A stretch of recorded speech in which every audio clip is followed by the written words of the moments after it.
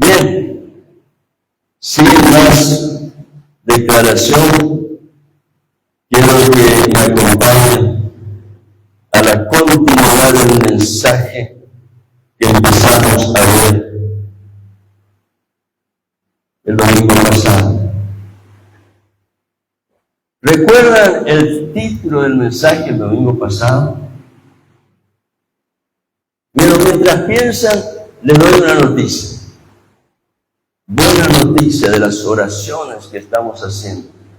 Y testimonio de ello es la presencia de nuestra hermana Milsa aquí con nosotros. Gloria a Dios. Le damos gloria al Señor.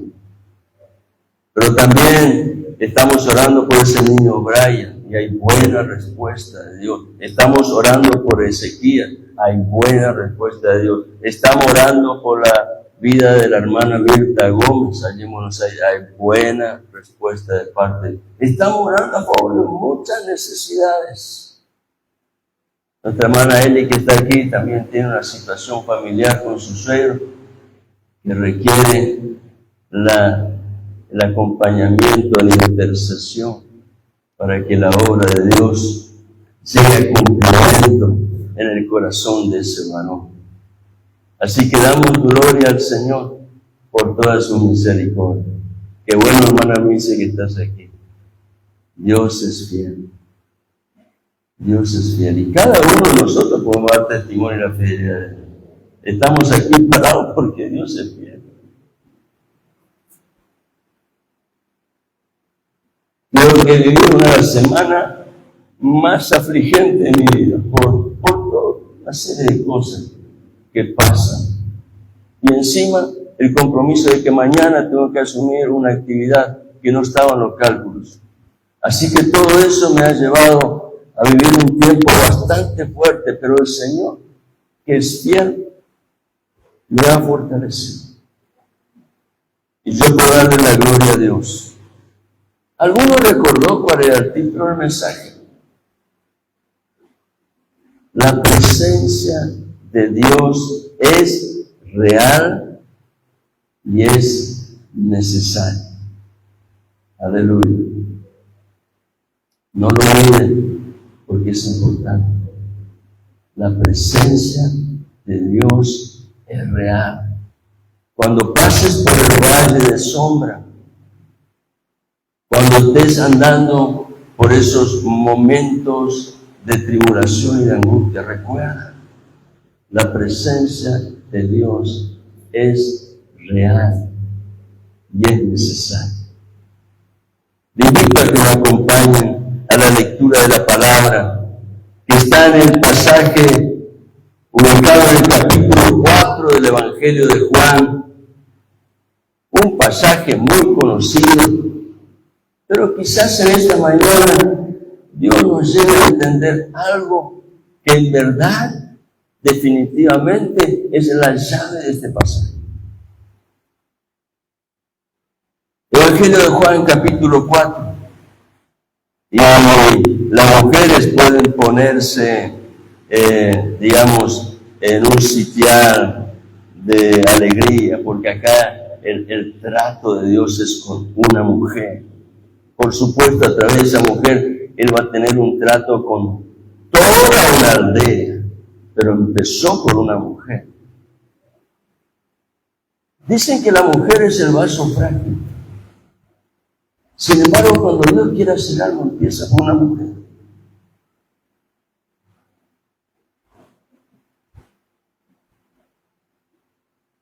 Lo hizo desde el principio. El hombre simplemente allí en el huerto fue el recipiente del cual Dios iba a extraer lo que en el corazón de Dios era el testimonio fiel de su amor, la existencia de una mujer.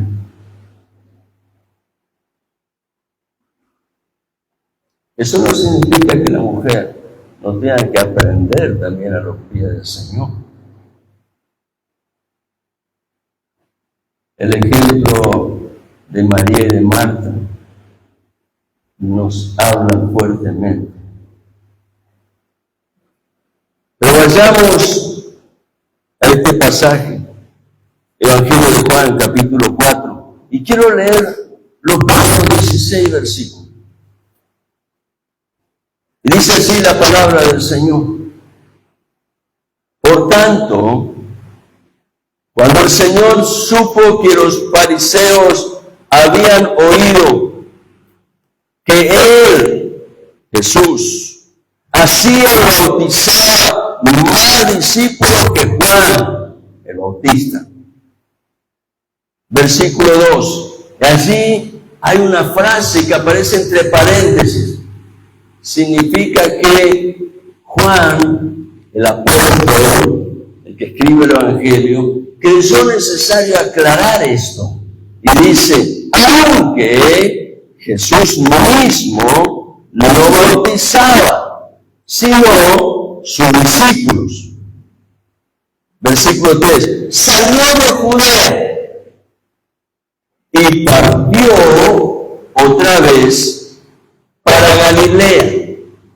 No era la primera vez que iba a Galilea. Ya había estado anteriormente en unas bodas, como bien lo relata el mismo Evangelio de Juan. En esta ocasión había algo que impulsó la acción de Jesús. Y ya vamos a comentar esto.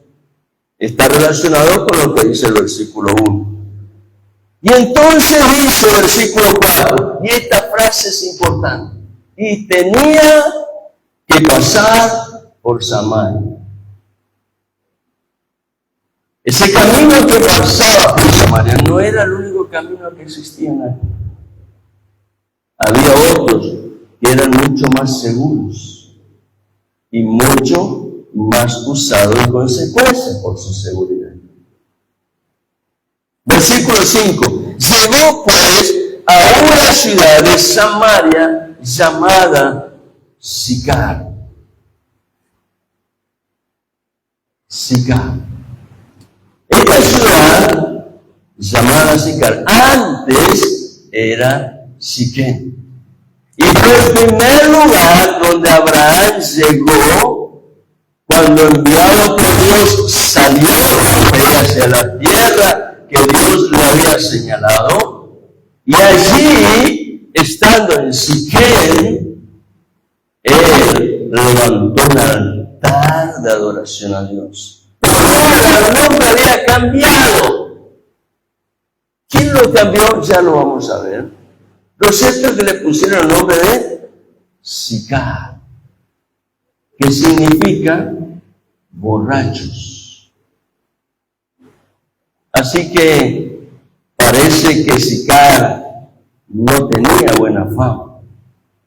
Bien, versículo 5. Llegó pues a una ciudad de Samaria llamada Sicar, cerca de la parcela de tierra que Jacob dio a su hijo José. No solo Abraham había estado allí, sino que luego, en el tiempo de Jacob, él dio esa herencia a su hijo José, una porción de terreno en ese lugar que está al borde de la aldea llamada Sicar. Versículo 6. Y allí, en ese terreno que Jacob le dio la herencia a José, dice, allí está el pozo de Jacob. Entonces Jesús, cansado del camino, presta atención a esta frase, el Hijo de Dios, el Creador, el Omnipotente, el Todopoderoso Dios, en su humanidad también se cansaba.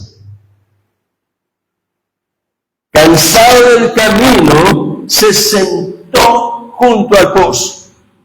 Era como la hora sexta. Wow.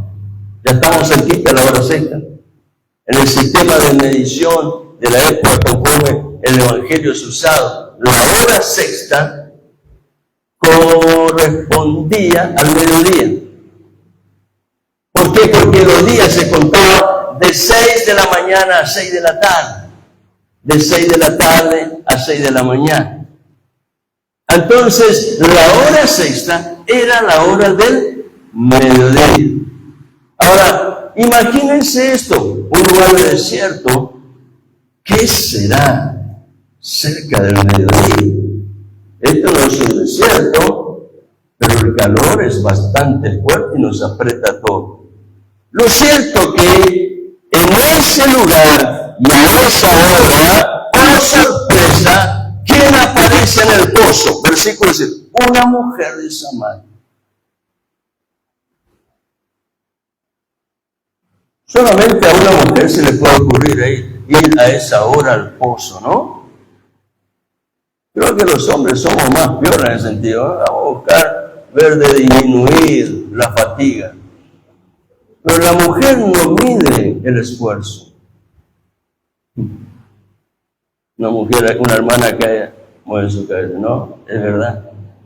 Testimonio es de las madres que dan todo por la vida de sus hijos y por su hogar.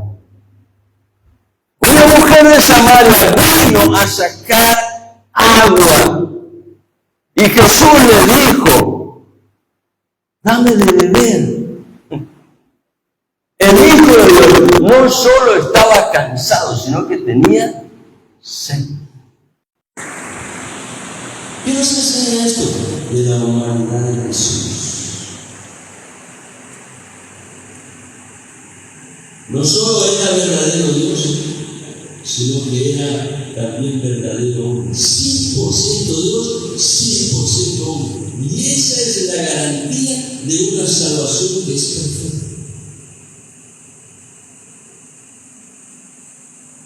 Versículo 8. Pues sus discípulos, en el momento que Jesús entabla el diálogo con la mujer, sus discípulos habían ido a la ciudad, estaban en las afueras, a comprar alimentos.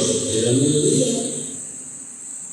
Versículo 9. Entonces la mujer samaritana le dijo, ¿cómo es que tú, siendo judío, me pides de beber a mí que soy samaritano?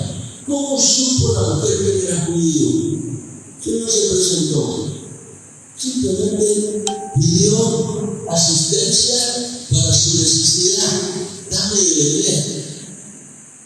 Pero en la cultura de la época, las personas estaban acostumbradas a distinguir el sonido de las voces para reconocer de qué lugar provenía. Y entonces la mujer le dice, preguntándole, ¿cómo es que tú, siendo judío, me pides de beber a mí, que soy samaritana? Y otra vez aparece una frase entre paréntesis. Juan, el escritor del Evangelio, consideró necesario aclarar qué es lo que estaba significando esa expresión de la mujer en su pregunta. Y dice, porque los judíos no tienen tratos con los samaritanos.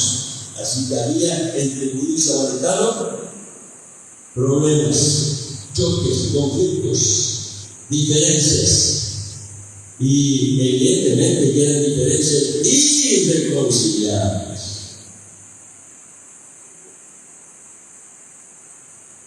Y ya dicho sea de paso, le digo que esta es la causa por la cual generalmente el judío no escogía para ir a Galilea el camino que pasaba por Samaria, porque ni siquiera lo querían ver.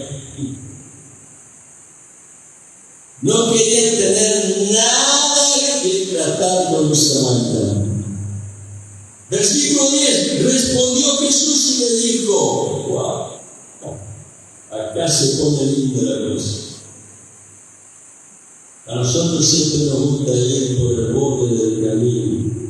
Dios va directamente al asunto, a lo que importa, a lo que vale, a lo que es en verdad valioso, importante, necesario. Respondió Jesús y le dijo, si tú conocieras el don de Dios y quién es el que te dice dame de beber, tú le habrías pedido a él y él te hubiera dado agua viva. Jesús le está diciendo, tú solo me puedes dar agua que satisface la sed natural, pero quiero que sepas que yo tengo agua aún mucho mayor que satisface la sed espiritual del alma.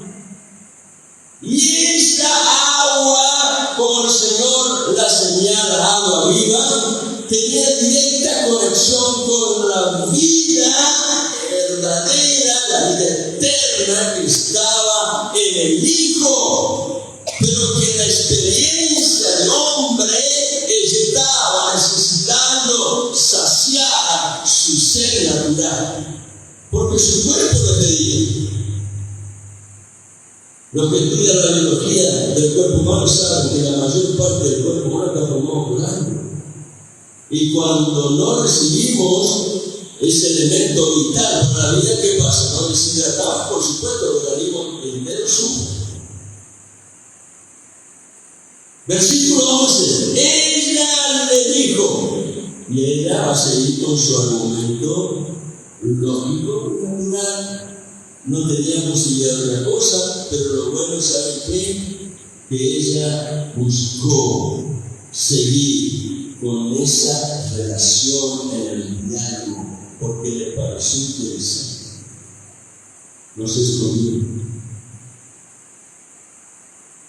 Ella le dijo, Señor, por respeto,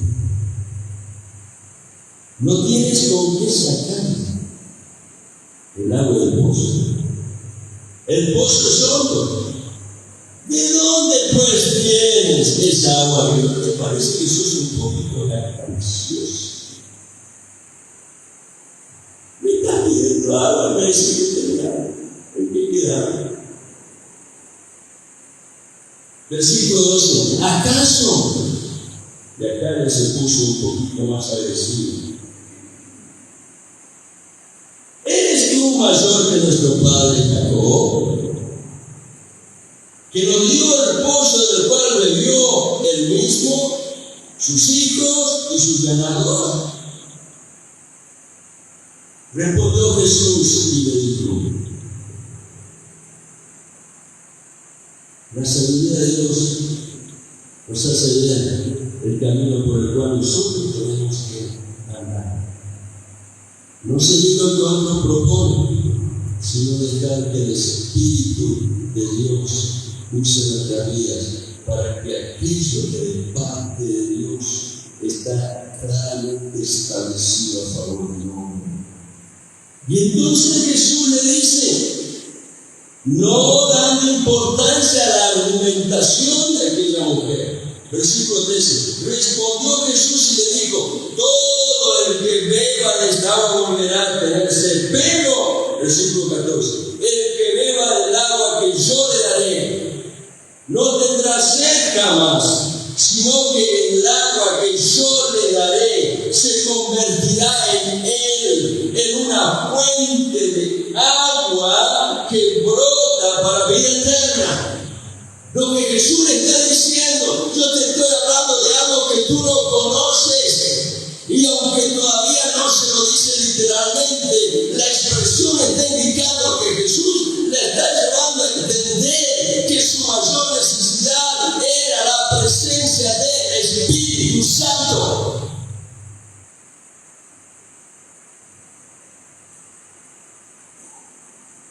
Cuando una persona habla con convicción, algo tiene que suceder.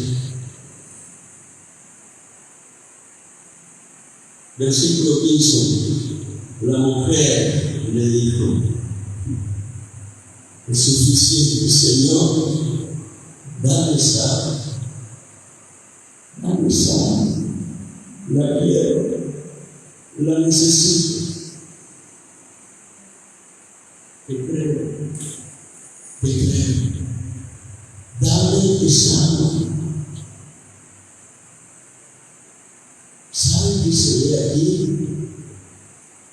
La expresión de algo que Manuel comentaba en su devocional decía: el testimonio de un pobre espíritu. Que le está diciendo: Señor, quiero eso que tú tienes, porque yo no lo tengo, lo quiero, Señor. Dame esa agua.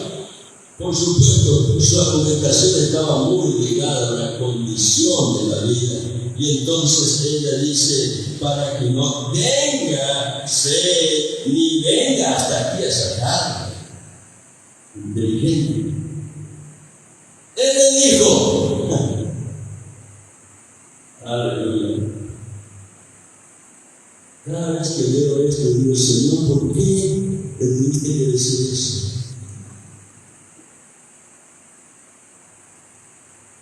Él le dijo: ven, llama a tu marido y ven acá.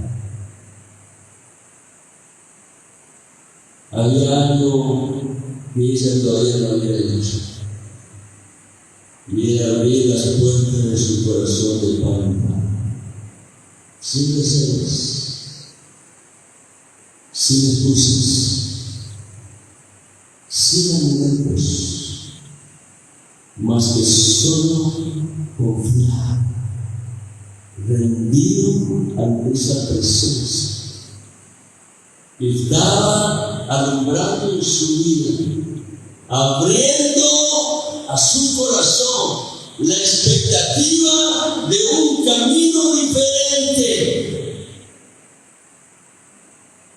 Dios, con toda sabiduría, empieza a enseñarle a esta mujer que lo que Él va a hacer es un cambio, una transformación, y esos cambios y transformación de Dios siempre comienzan de adentro hacia afuera.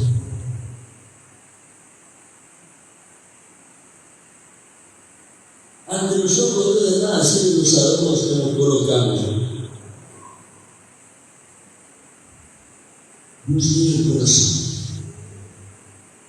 Y es allí donde Dios obra de una manera directa, porque el cambio tiene que ocurrir allí, en el motor de la vida. La esencia de nuestra existencia es el corazón, y no estamos hablando del corazón físico que volvía a sangre. Es cierto que la sangre es símbolo de la vida y fluye del corazón, pero no estamos hablando de ese tipo de corazón. Estamos hablando de la esencia de la vida, en donde está presente aquello que de parte de Dios ha sido manifestado en la misma creación. Cuando el Señor sopló en la nariz del hombre ese esqueleto humano que había creado de barro, y sopló en su nariz y colocó allí vida. El alma y el espíritu entraron, y el corazón espiritual del hombre empezó a funcionar, porque antes era solamente materia inerte, solamente barro.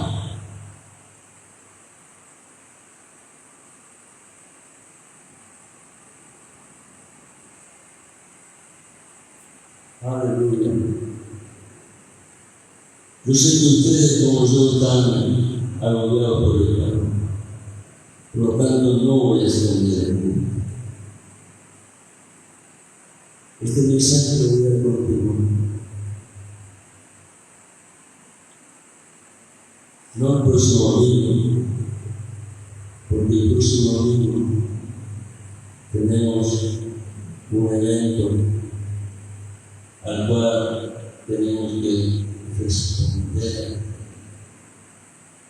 como ciudadanos. Yo no le voy a decir vote a fulano, ni a mengano, ni vote en blanco. Primero, que soy contrario al voto en blanco, no sirve para nada. Eso es eludir mi responsabilidad. Pero una cosa me voy a decir, porque más de uno se estará preguntando, ¿y qué me dice? ¿Cómo? Bueno, el único consejo que te voy a dar es esto. Y eso lo hice en la última oración anterior. Me arrodillé y pedí al Señor su guía y su dirección. Haz esto. Disponte en las manos de Dios. Deja que el Espíritu Santo obre en tu ser interior. Eso no significa que el voto que vos vas a ir a poner es el voto del ganador. No pasa por ahí. Quiero decirte además que aquel que va a gobernar esta nación, ya en el corazón de Dios está claramente identificado y señalado. Porque la palabra dice, y es verdad, Dios pone rey y quita reyes. Dios no depende de tu voto y el mío, no depende. Pero es nuestra responsabilidad ciudadana. Entonces, pastor, tiene que dar tanta vuelta y diga lo que quiere decir. Lo que quiere decir es esto. Cuando entres a ese lugar que le llaman el cuarto oscuro, en realidad no es oscuro, porque algo tenés que ver. Si no, ¿cómo elegís la boleta que vas a colocar? Cuando entres a ese lugar, lleva en el bagaje de tu corazón, de tu relación con Dios, 3 cosas.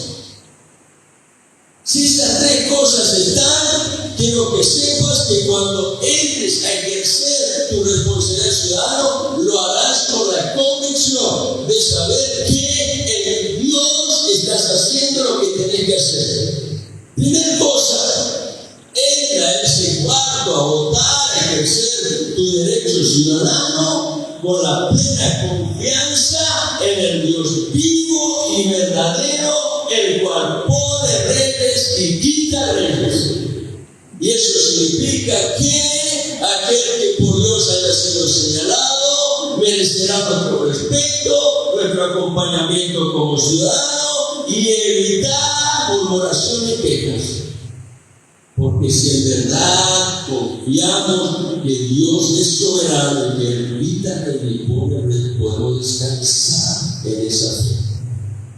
Segundo punto de apoyo para que nuestra vida tenga equilibrio y convicción. Entra a ese lugar con la libertad de una limpia conciencia. ¿Eso qué significa? Que si Dios va a ser tu prioridad, no necesitas estar escuchando que dice un fulano, que dice vengano.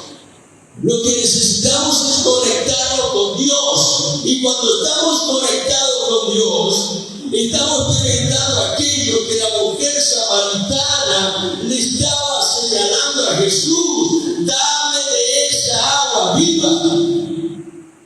Pero para eso es necesario una limpia conciencia. Tercer punto. Cuando entres a ese lugar, recuerda que lo que estás haciendo es un acto de fe, que lo practicas con limpia conciencia y que finalmente lo vas a consumar tomando algo que vas a colocar en un sobre, teniendo bien presente en tu corazón, en mi corazón, que lo que estoy haciendo lo hago delante de Dios en el temor de Dios.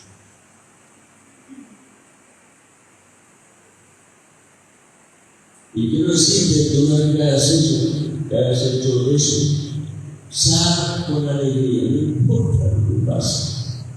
Confía en Dios. Porque es el mismo Dios que es bien como estamos cantando. No crees que lo vamos a cantar, ¿sabes? Es el Dios que es fiel, es galardonador de los que buscan, confían y esperan en Él. Aleluya. Ese es mi consejo. Y este es el mensaje que quiero que lleguen a sus casas en este día. Sigamos meditando en este pasaje, porque va a haber una segunda parte de este pasaje y va a haber la tercera parte de la presencia de Dios en real y necesaria. Hay mucho en la Biblia para masticar, para recibir, para digerir, para incorporar en nuestra vida a causa de una realidad que transforma la condición del hombre y lo pone en un sitial de esperanza y de vida, porque la presencia de Dios es suficiente.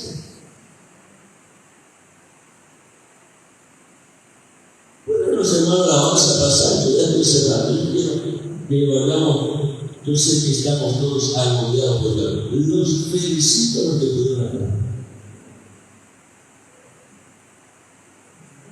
Sepan con toda seguridad que esa presencia de Dios que los trajo los lleva de nuevo y los acompaña a lo largo de cada hora de este día, de cada día de esta semana, de cada semana de los meses que vendrán y de cada día de los años que el Señor quiere regalarnos en esta existencia terrenal, en donde seremos testigos de la gloria del Señor, porque su presencia es real y hemos entendido que es necesario. Amén. Aleluya. Gloria a Dios. Le invito a estar en pie, queridos hermanos. Aleluya. Yo necesito la vitalidad de los jóvenes, pero quiero decir una cosa, que cuando entramos en la presencia del Señor, no hace falta más nada. Él renueva con vigor nuestra alma. Él purifica nuestros santos. Él fortalece nuestros huesos. Él renueva nuestro organismo. ¿Cómo se encuentra, hermana Luisa? Bien, mejorando todavía. Gloria a Dios. Raquel, que comenzó la buena obra, en la perfeccionará hasta el final.